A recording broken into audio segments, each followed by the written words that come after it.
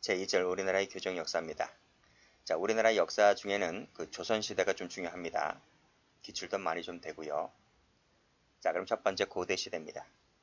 자, 고조선, 부여, 삼한 등이 있었고, 자, 이 나라의 특징은 응보형주의, 뭐 교육형주의겠습니까? 자, 복수주의, 속죄형 제도가 있었다.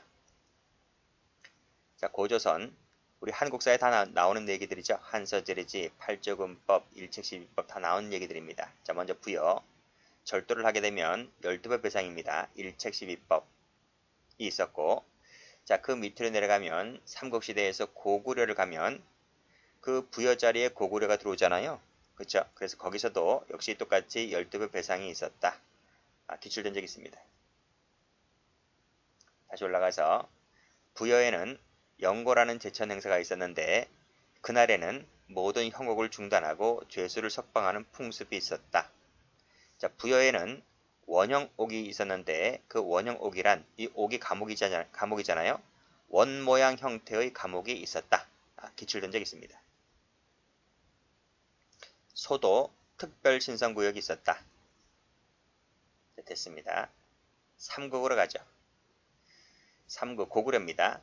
일책시비법 말씀드렸고 우마도살제, 소우자죠. 소와 말을 죽이면 너도 죽는다는 겁니다. 그래서 소와 말을 임의로 도살한 자는 노비로 몰입시키는 제도가 우마도살제인데 고구려에 있었다. 그 고구려 땅에 북한이 있죠. 북한도 소를 죽이면 총살시킵니다. 백제를 갑니다.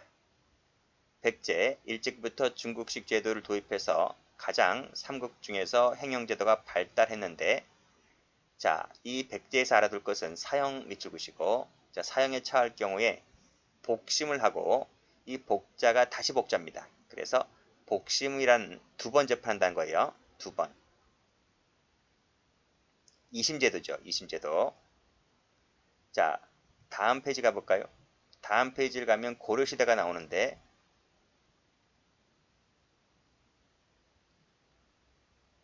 고려시대 여기 나오네요.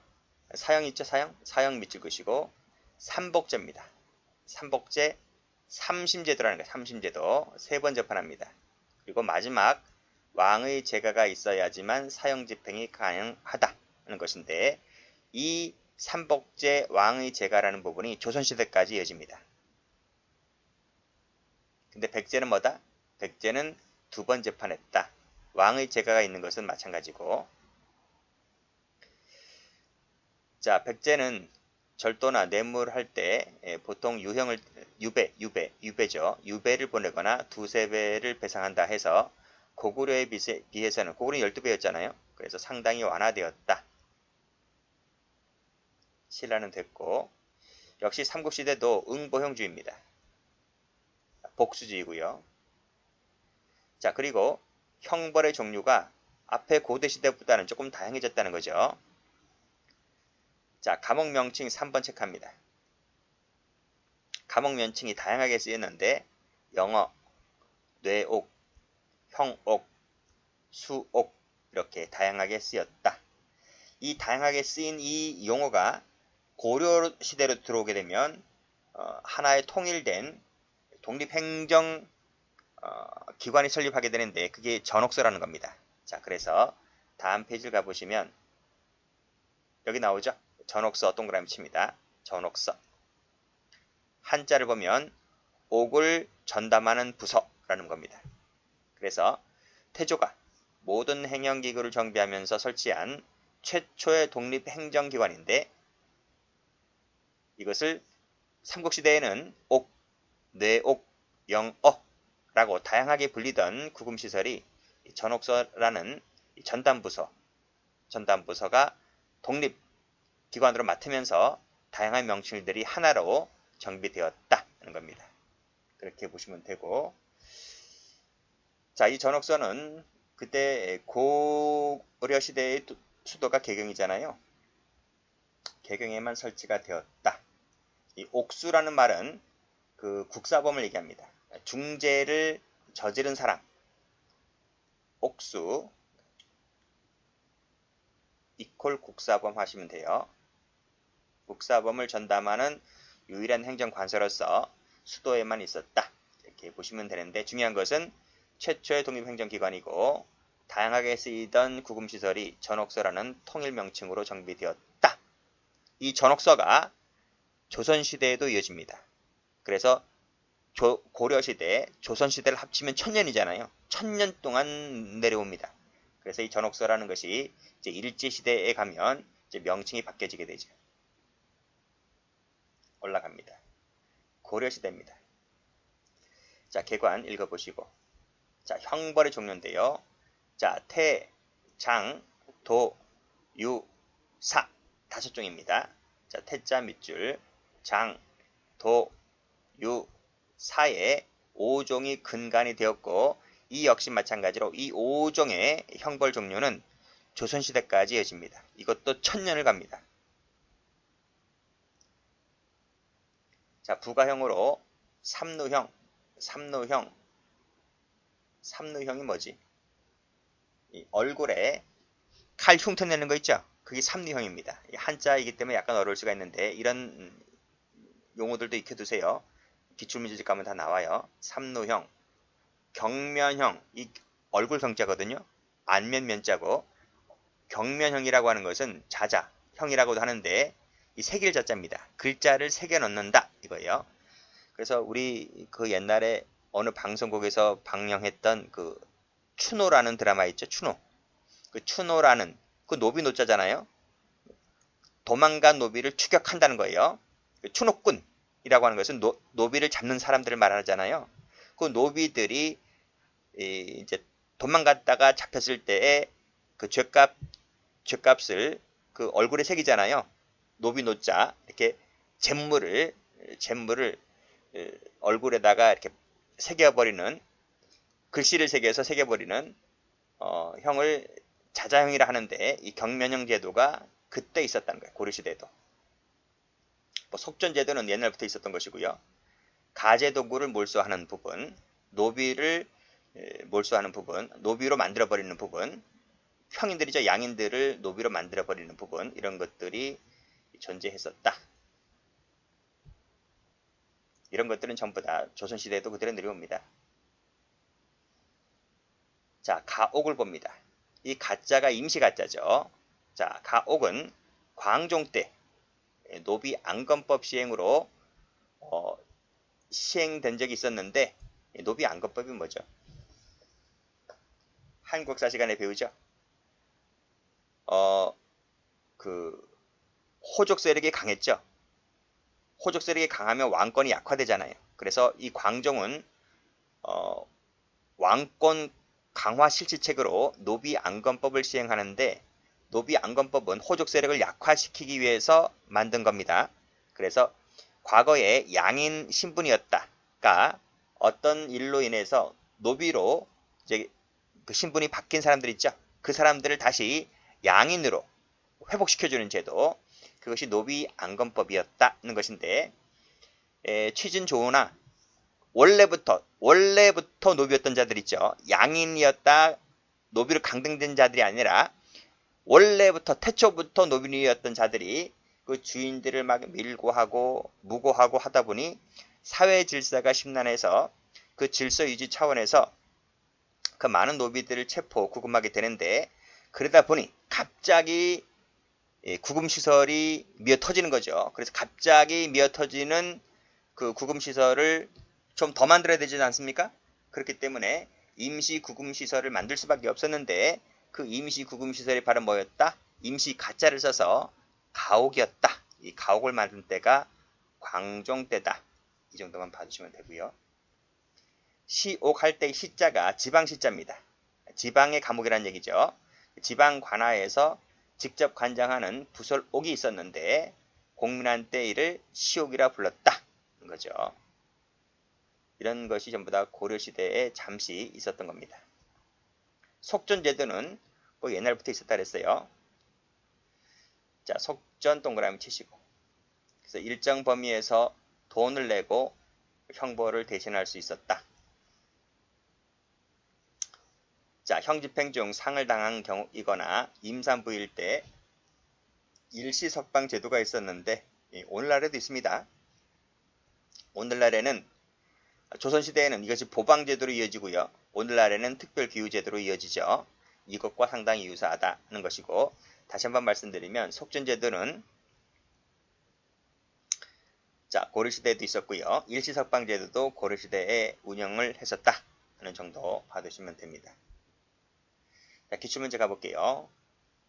자, 고구려에는 5종의 형벌, 5종의 형벌은 고려라 했잖아, 고려. 그쵸? 죄인 얼굴에 죄명을 먹물로 새겨 넣는 삼류형이 있었다. 이것은 고려이지 고구려가 아닙니다. 틀렸습니다. 자, 조선시대입니다. 조선시대는 좀 중요해서 별표를 하나 박아둡니다. 자, 개관입니다. 자, 조선시대 형벌은 고려와 마찬가지로 태, 장, 도, 유, 사의 5종을 근간으로 했다.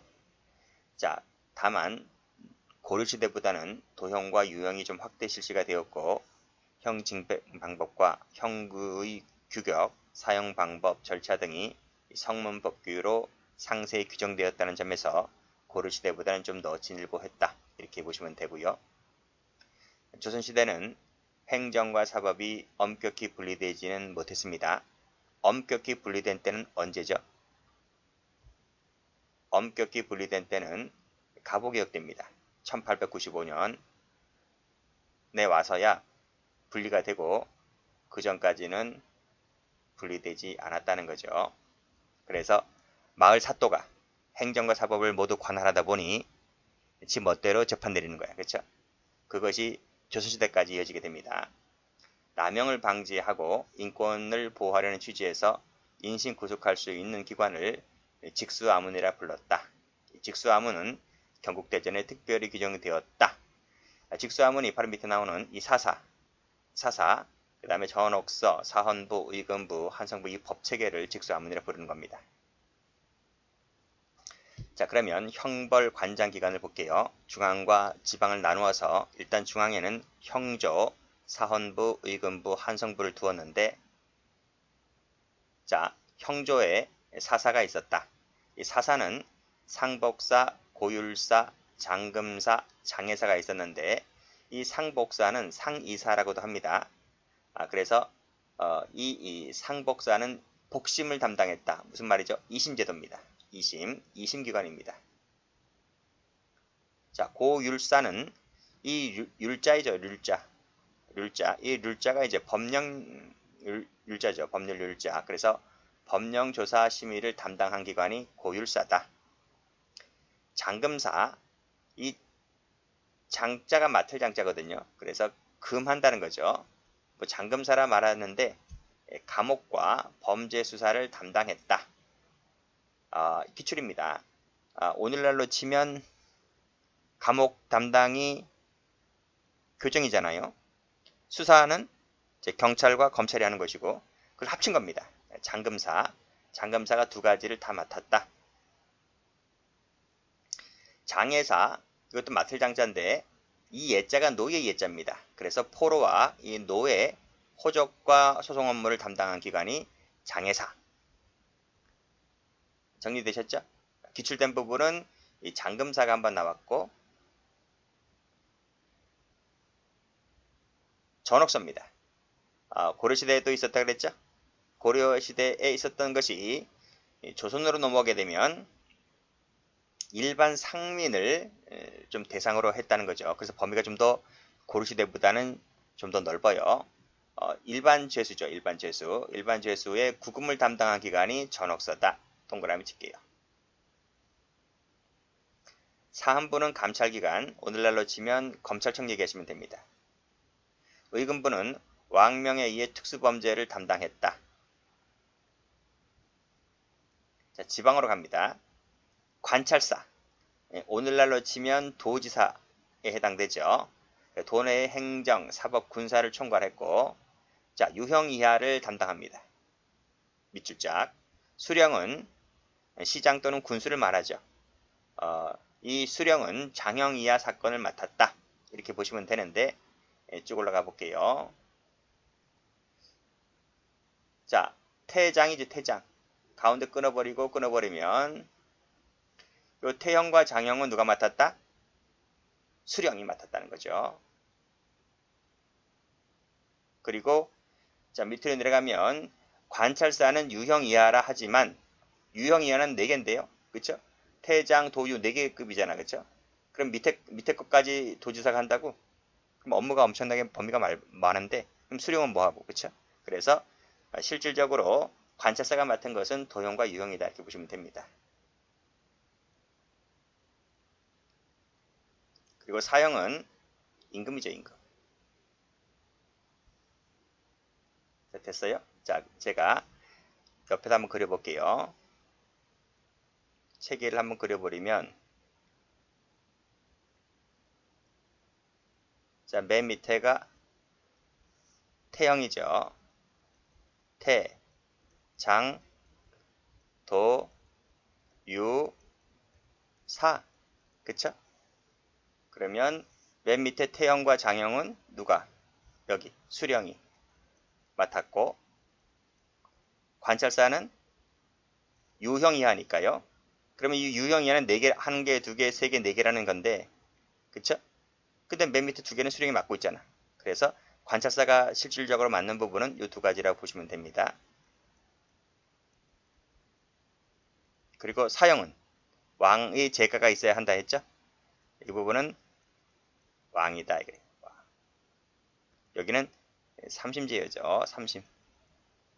삼복제라 하시면 되겠네. 삼복제.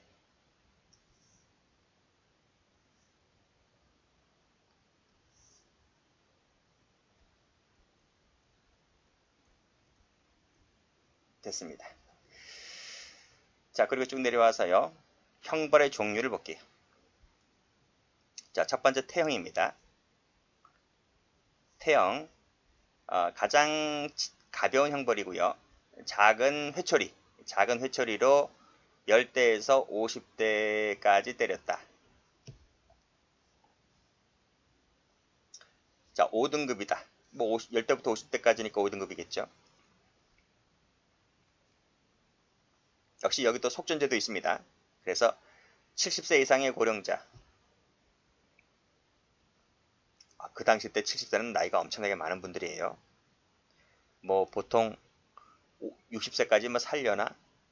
그쵸? 50세까지도 살려나? 할 정도입니다.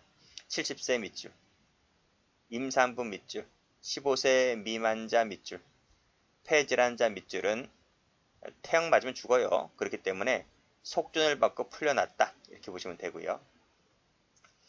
자, 중요한 것이 그 밑에 부분입니다. 이 태형은 언제 없어지냐면 1920년대에는 엊그저께 얘기잖아. 그치? 엊그저께입니다. 그래서 이때 동그라미 칩니다. 1920년에 없어집니다. 완전히. 우리나라는 이때 없어지지만 싱가포르는 아직도 태형이 있어요. 두 번째가 태자 동그라미 칠게요. 장형입니다. 장형은 한 단계 윗단계인데 태형보다 약간 중하죠. 큰 가시나무 회초리라 했는데 보통 곤장 친다 생각하시면 됩니다. 곤장을 친다. 자, 회초리에서 10대 50대까지는 좀 그렇다 하는데 곤장은요 60대부터 시작합니다. 그러면 뭐 죽는 거 아닙니까? 그렇죠? 60대부터 100대까지 칩니다. 그러니까 마지막 혼절하는 거예요. 혼절. 그럼 물 끼얹고 다시 정신 차리면 또 패고 하는 겁니다. 보통 바지를 벗기죠. 바지를 벗기는데 여성 같은 경우는 바지를 벗기지 않은 치마를 벗기지 않고 치마를 입은 채로 패죠. 패는데 그 간통을 한다든지 뭐 그런 뭐 바람을 피운다든지 이렇게 하면 치마를 벗기고 쳐버리죠. 그런 기록이 있습니다. 자, 이 장형은 보통 도형과 유형의 병과형으로 부과되었다. 보통 이제 독자적으로도 탈 수 있지만 보통은 장형, 즉 권장치고 도형이 뭐죠? 유기징역, 옥살이 하는 겁니다. 옥살이. 유형은 유배 보내죠. 그래서 권장치고 감옥 보내고 권장치고 유배 보내고 하는 겁니다. 그래서 같이 이루어진다고 해서 병과형이죠. 보통 맞으면 죽어요. 그래서 집행관의 자의가 가장 많이 개입되기 쉽다. 그래서 돈 받고 풀어주는데 몰래 돈 받죠. 그리고 누가 패는가에 따라서 그 사람 체질에 따라서 또 한 대 한 대가 틀리잖아요. 자의가 많이 개입되기 때문에 남형의 폐해가 가장 심했다. 남형의 폐해가 가장 심했다. 기출된 적이 있습니다. 남형의 폐해가 가장 심한 것은 그 다음에 나오는 도형, 유형이 아니고 장형입니다. 장형. 그리고 이 장형이 언제 없어지는가 또 기출됐어요. 1895년입니다. 갑오개혁 때 동그라미. 요때 폐지가 됩니다. 오히려 장형보다 먼저, 태형보다 먼저 폐지돼요. 장형은 갑오개혁 때, 태형은 1920년에 완전 폐지되었다.